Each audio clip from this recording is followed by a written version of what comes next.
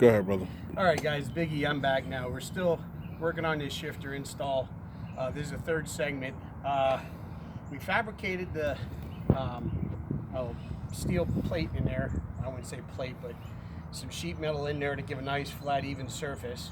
We welded the shifter in position, and we also started running the cable.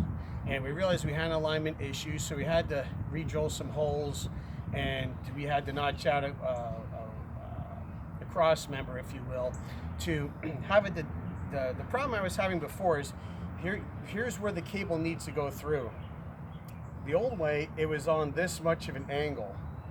As you can see, not very good. So when it would pull in gears, it's stressing that cable, and that's why it was breaking. Where now, if we look in here at the shifter, and I'll come around the other side of the car here.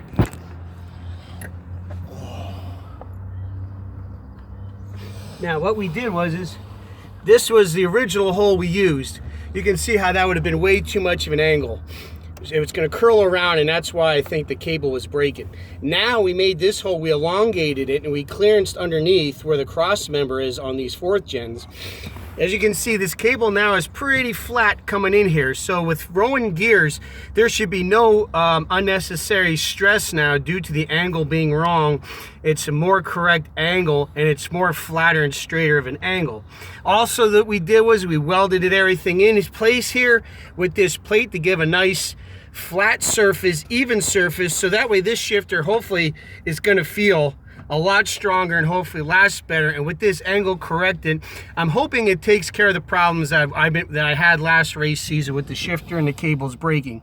So what we're going to do in the next clip is we're going to go underneath the car. I have it in high gear. If you look up her shifter's website, they tell you to adjust the car in neutral, and people I've talked to said that that's the wrong way to do it, because how many times do you run your car down the track in neutral? Nobody I know.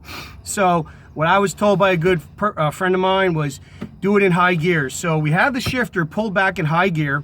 We're going to take the transmission, we're going to turn the side arm all the way to high gear, and that's where we're going to adjust everything up to, and then we're going to check the gears. And when I come back, we're going to see if we can fire this thing up and just check, make sure it gets all the gears. So we'll see you in a little bit.